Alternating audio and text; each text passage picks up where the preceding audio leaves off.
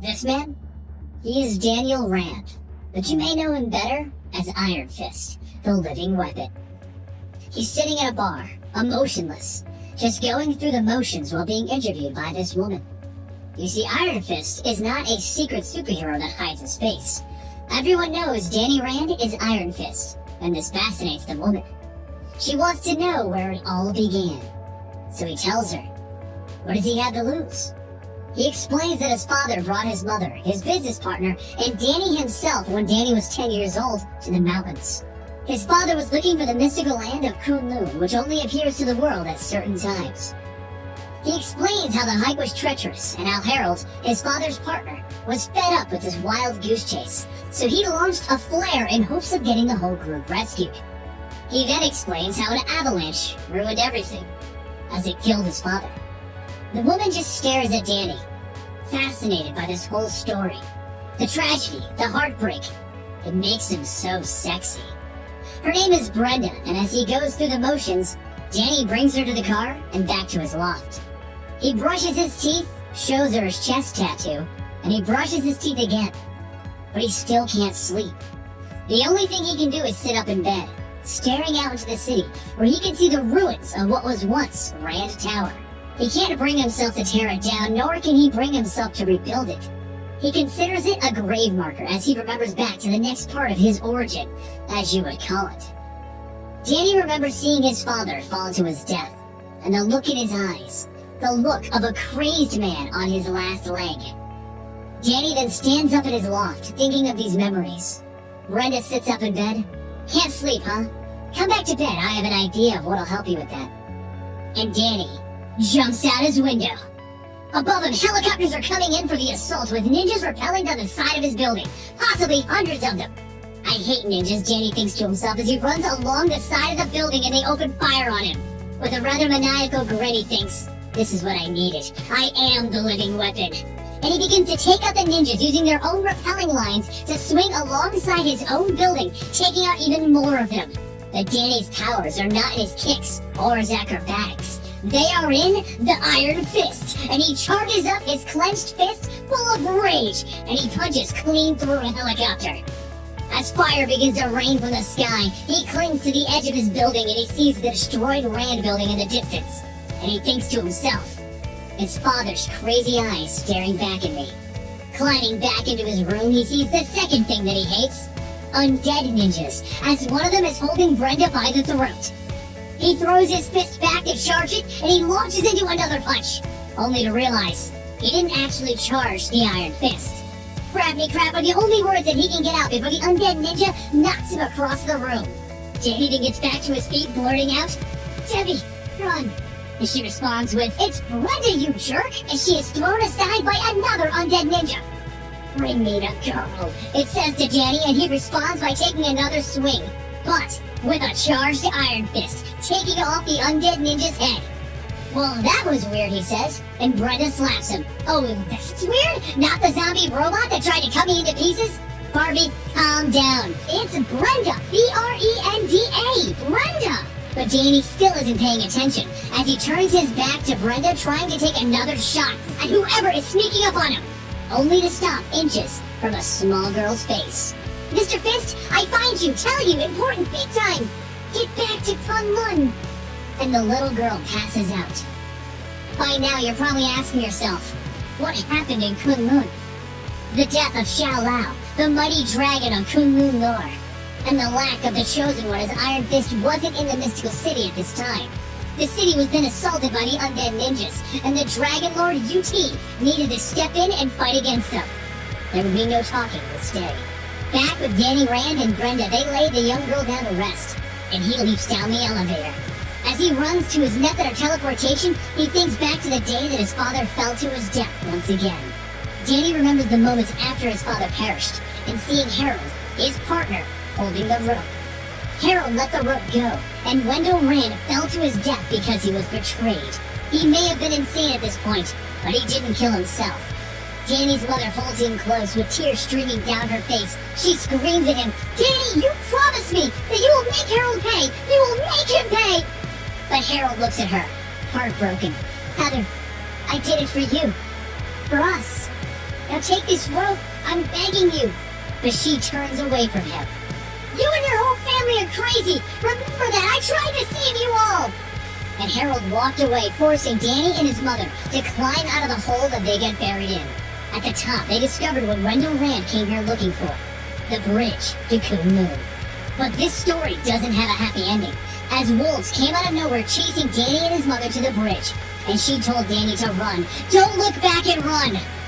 So Danny did, and he ran as fast as his little legs would carry him over that bridge. But as he reached the other side, he turned back to see his mother get torn to pieces by wolves.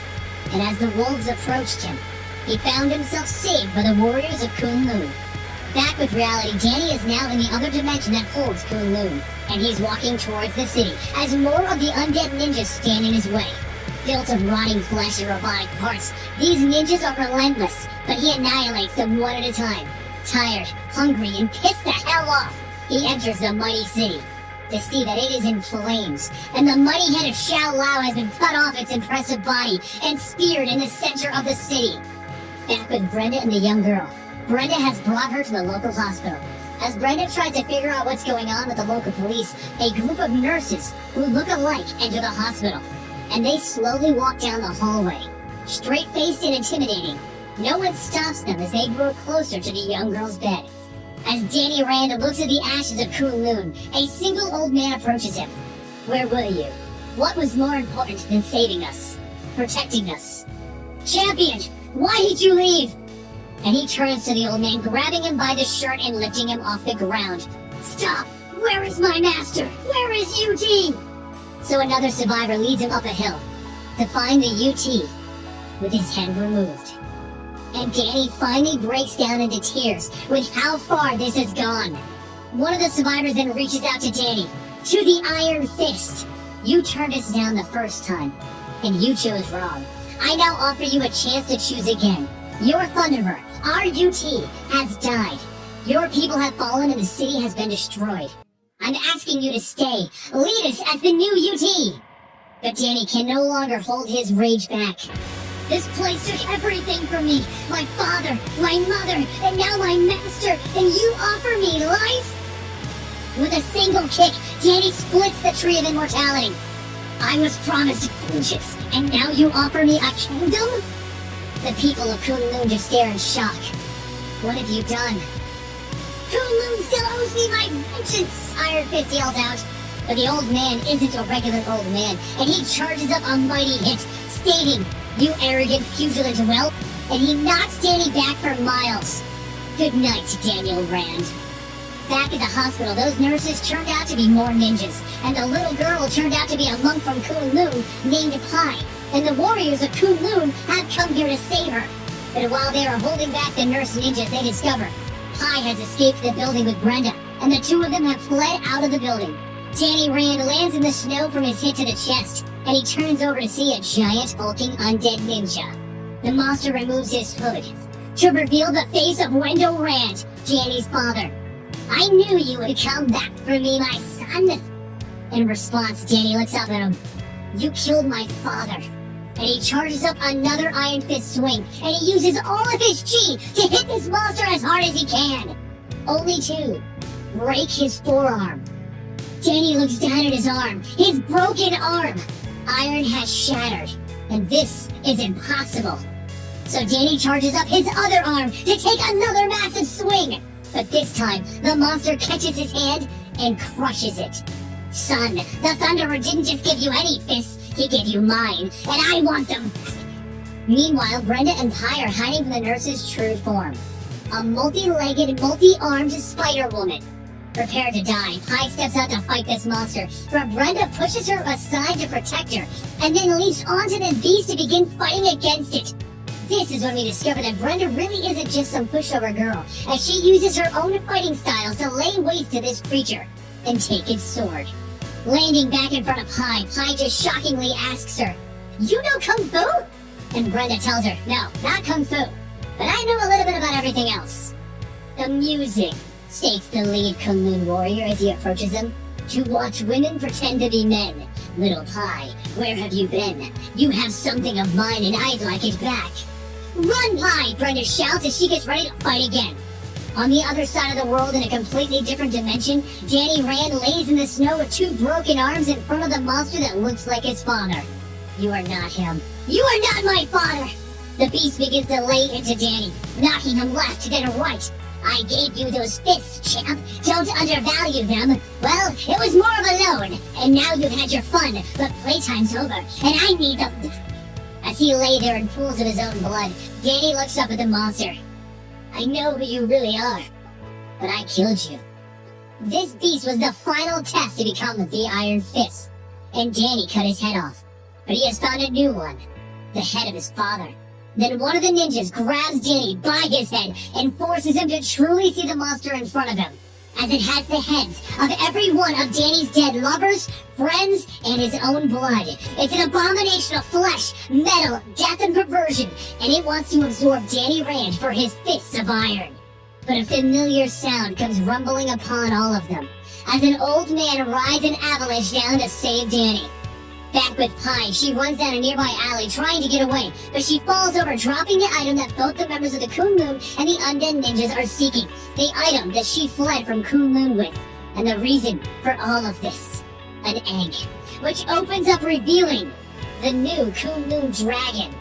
It jumps on Pi and she thinks to herself, she is so dead. But it just says cork and it licks her. Out of nowhere, the lead member of Kunlun grabs the dragon by the neck and throws Pi against a wall.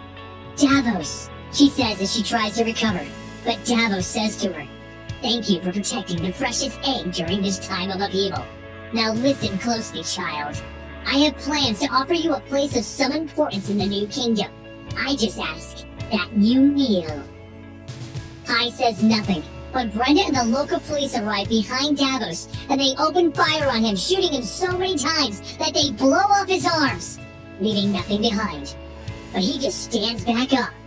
You ask a god for submission? And he shows that his arms are nothing more than cybernetic parts at this point, and he sends out electrified tentacles to fry and kill almost everyone there. He then grabs Pi and he leaves the scene, but Brenda gets up and looks at the captain of the police. Get up, Lee, and stop crying. When you start something, you gotta finish it, no matter the cost. Back in the Himalayas, Danny wakes up bandaged with a beautiful woman on top of him. The woman is Sparrow, an old friend of his from his training days, but she now has a blindfold on. She tells Danny that he needs to be the wolf. He needs to fight back, but he just turns from her. Do you see a wolf, Sparrow? So she removes her blindfold, revealing no eyes at all. Nothing there. I don't see anything at all. I didn't know, Danny says, turning from her. They took my eyes, but not my will. What did they take from you? What are you going to do about it? So Danny forces himself to stand up, to push past the pain, to be the man that he should be. He stands up as the Iron Fist, not as Danny Rand. Let's go do some kung fu.